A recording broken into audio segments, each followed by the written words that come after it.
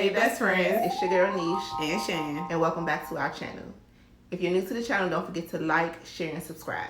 And like for real, put some comments down below. We want to talk. Like we would love some suggestions and some conversation. I mean, it's nice that you guys send us inboxes and emails, but we want some more interaction in our comment section. So come on with it.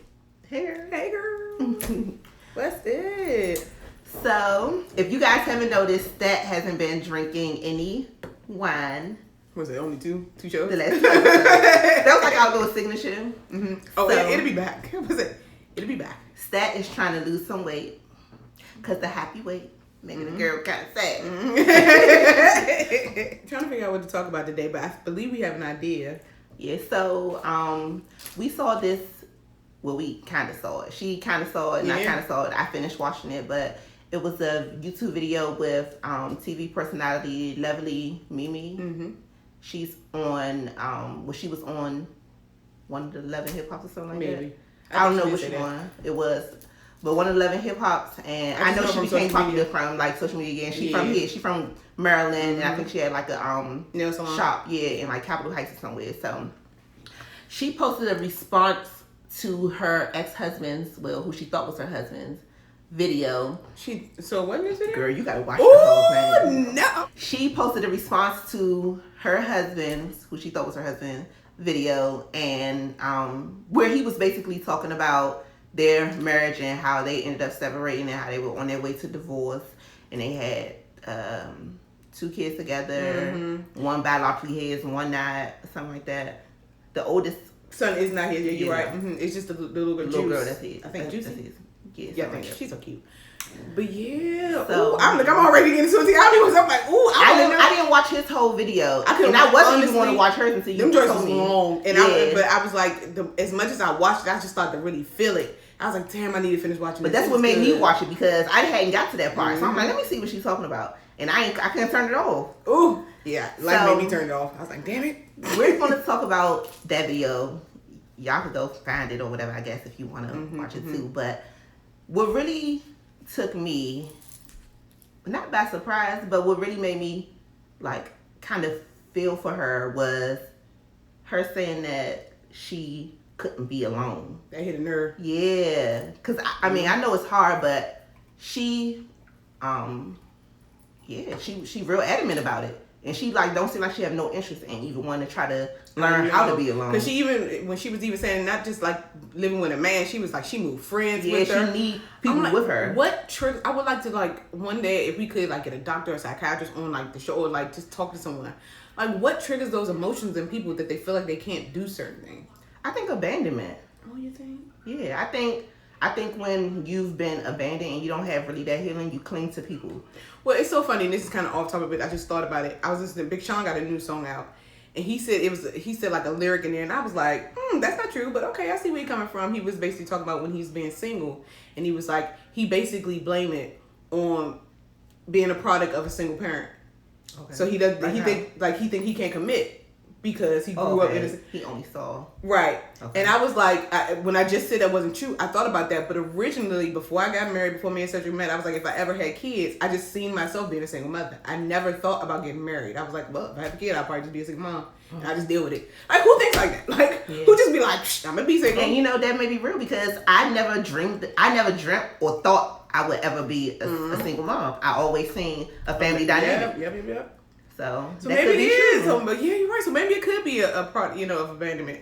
She did say her parents. She was in a group home. Didn't she say that too? Yeah. Yeah. So you might be right. Yeah. So maybe she just feels. I think that your outcome is determined by your decision to be better.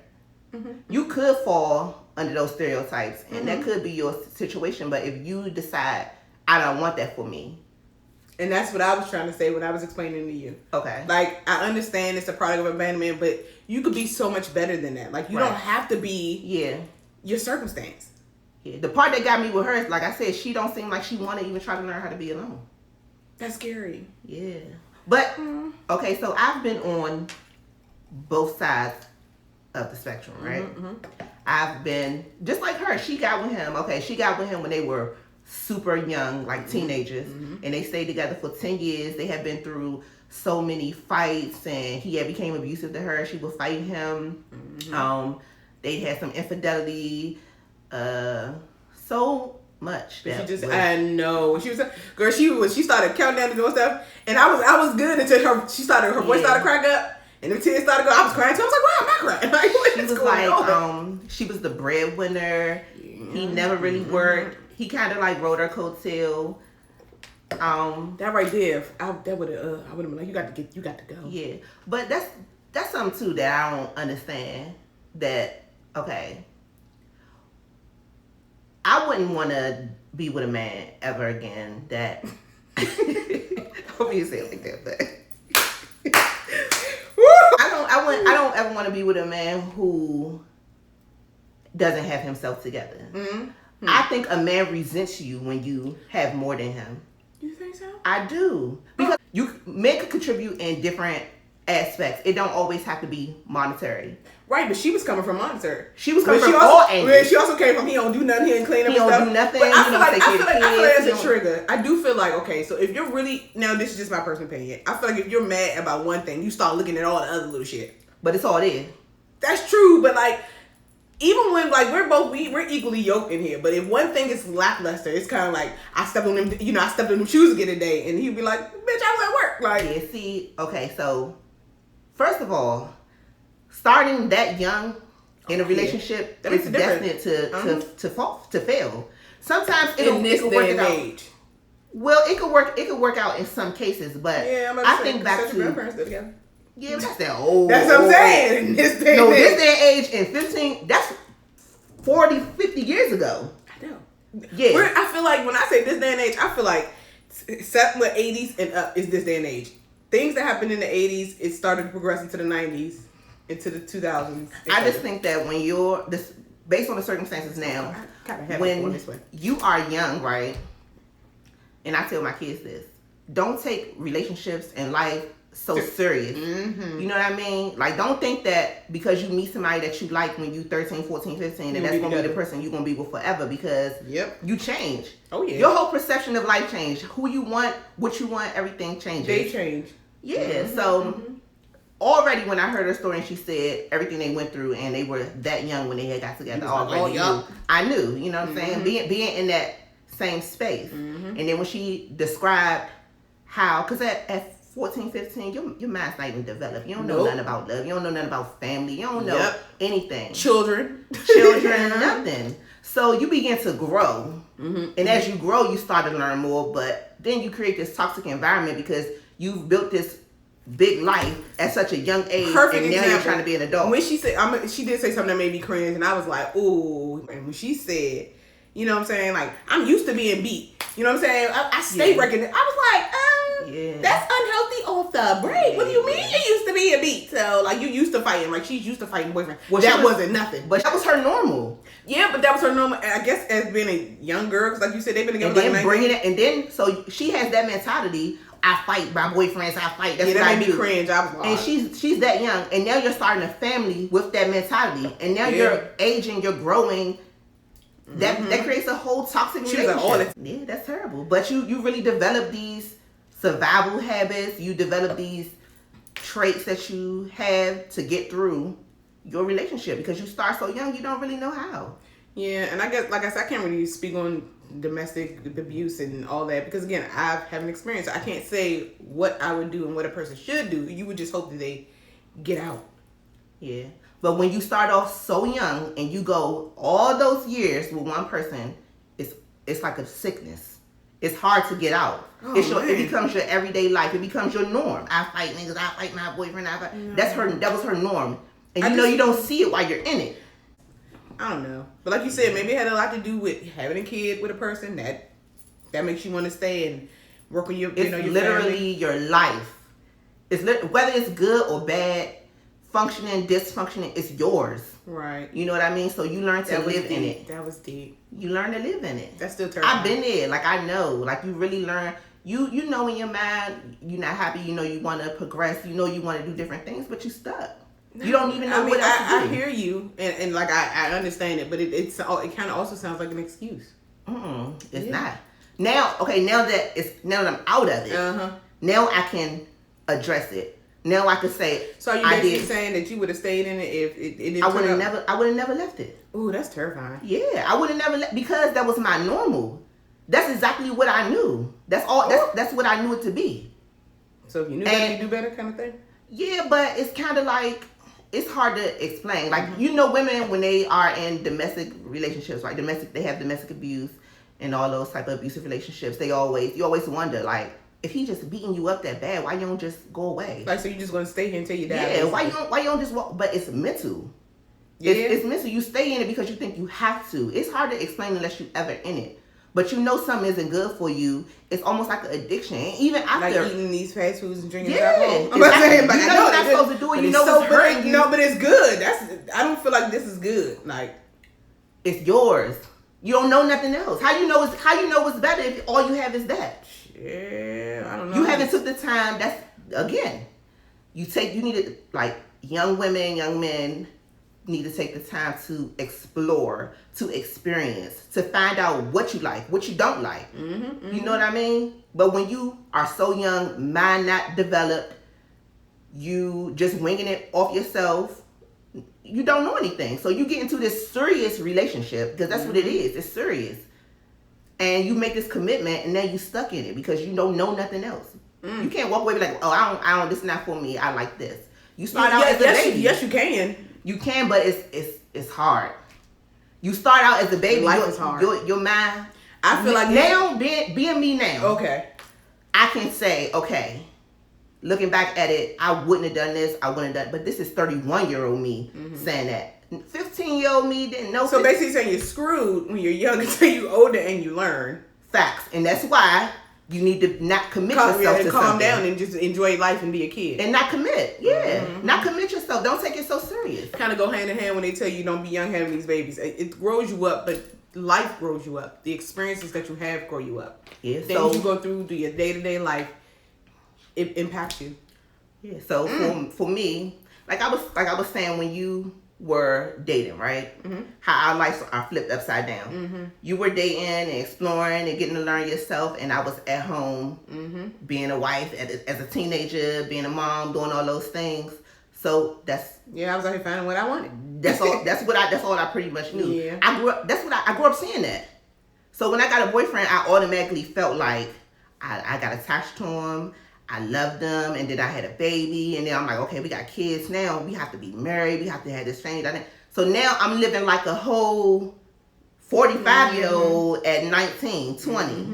You know what I mean? So I don't know. I just pray for young girls. I pray for my daughters. I pray for my son because you never know which direction your life will turn in. However you grew up, however I grew up, however people grow up, you never know where it's going to put you at or what you see, what you're exposed to. You never know your mindset and what you will attract and what will attach to you. So I just feel like as young women and young men, you got to just not take life so serious. Focus on yourself. Focus on what you like. We change now as 30-something-year-olds. Yeah. We just got, hey, I don't like this no more. I'm different than I am in my 20s. I'm different than I am about 3 years ago. Yeah. I'm just, so imagine making a lifetime decision at 15, 16. Yeah, that's hard. I couldn't. Yeah. So. I've had, choices when I had to make decisions in my 20s and I still panicked. So I get it. Yeah. So damn. So, I understand where she coming from. I understand where she at, but I don't understand why she choosing to stay in that space. Well, she's out of it, right? She's out of that, but she's still not because you don't want to be alone. So you're going to do the same thing again. Yeah, until she gets the proper help. But that kind of goes back to when you leave out of these things, get a chance to learn yourself. Get a chance to love you. Take some time and just be alone. But she doesn't want to be alone, so that's kind of... that's hard. Well, I feel like I thought when she said she didn't want to be alone, she didn't want to live alone. But it kind of go hand in hand. It do. You got to take that space. It's so hard to be by yourself after, like, such a devastating breakup. It's so crazy because when I got my first apartment or when I was getting my first apartment to live alone, but like before I got my very first apartment, I did not want to have a roommate. I wanted to be by myself. But you had always been by yourself. But I was used to it, so I was like, I couldn't imagine having a roommate. But when I had a roommate, she not used to being by herself. I wasn't used to being by myself. I was with somebody consistently for 15 years. She been with somebody consistently for 10 years. Before that, she was always with somebody. She wasn't never used to being by When she was in a herself. group home, She always had people around her. I was with my siblings. But when you got out on your own, you was I by wanted yourself. to be by myself. That's what I'm saying. Right. So what But makes she what's was the she was difference? a teenager, and then with this But man as a teenager. something must have happened in between there. If I live at home with my siblings and my mother, and Well, I'm we talking like, about her now leaving it. So okay, she don't want to be alone now as an adult, but that's because she been consistently with somebody. She don't know what it's like to be alone. You know what it's like to be alone. Mm-hmm. She don't. So after you left home to be an adult, you was alone. You might have had a roommate, but you knew how to be by yourself. Mm-hmm. It's hard to do. I hadn't been by myself. I left from home and then I moved into an apartment with the person that I stayed with for 15 years. So after that, I felt like her. I didn't really want to be alone. But when I felt that feeling, it made me say I have to be by myself. Mm-hmm. You know what I'm saying? Going through my ordeal, I can't ever say also what I'll do. because you had people looking. She has 2 kids. Like, remember that. What Because do you it means that you have people watching you. And exactly what you do, it's Yeah. going to be little people looking at you. Because what you're doing is a direct reflection of you. Like, if they see mom or dad bringing all these people in, like that, they're used to that. That's not a good environment either. Like, somebody always has to be here. Mm-hmm. When I grow up, somebody always have to be with me. You're not gonna Mm-hmm. always have somebody with you. You're gonna have to learn someday to enjoy your own soul. Or you're gonna be miserable, always Yep. looking to clean to somebody, and then you Mm-hmm. upset because you really don't like these people. You really don't want them around you, but you just want to have somebody with you. Yep. And that's how people get stuff over on you. Because they, people are leeches and they'll understand, like, they need me here, so I know I can stay here. That's how you end up getting bums that don't work. That's how you end up getting, like, no good girls that use you for your stuff. Like, I just think with her being in that situation for so many years, whether she say she don't want to be by herself or not, she know what she wanted, it's no way to know. Only way I feel in my experience, and I can't speak for everybody because I guess, everybody is different. But for me, the only way to get to know yourself and to heal from the situation is to spend some time alone. Facts. Spend some time alone. Yeah. I don't care what nobody say, man. You pour that stuff with you. Yep. When you in a long toxic relationship. Now, if you was in a relationship where it wasn't working and you two were mature about it and you grew your separate ways and I'm established here, you're established. Diddy and Cassie. It seemed like maybe they was established already. How Yeah. they both moved on, you know. But when you come out of a toxic relationship, you done been with this person since you was a teenager, y'all been fighting, going to jail, all of that. You got kids involved and it's just so chaotic. You gotta take time to heal from that. Yeah, because what you're going to do is you're going to end up with the same people. You're going to attract that same type of person. thing. Yeah. You're going to end up with a Mimi Jr. and she's going to end up with That's it. And then your kids going to be dysfunctional. They're going to be watching it and I can't. Yeah. I cannot. With my crystals, I can't. I listen. I'm just like, in this space I'm in, this is how I feel, right? I started out super early. I didn't really choose that. I just was in that, and that's what I grew to love. That's what I grew to just stay in. You roll with the punches. I rolled with the punches. I went with the flow. Yep. But now, being my age now, knowing what I went through, doing my work to try to be better, I just feel like I choose now. I spend my time alone. I could date. I could not date. I can do what I want to do.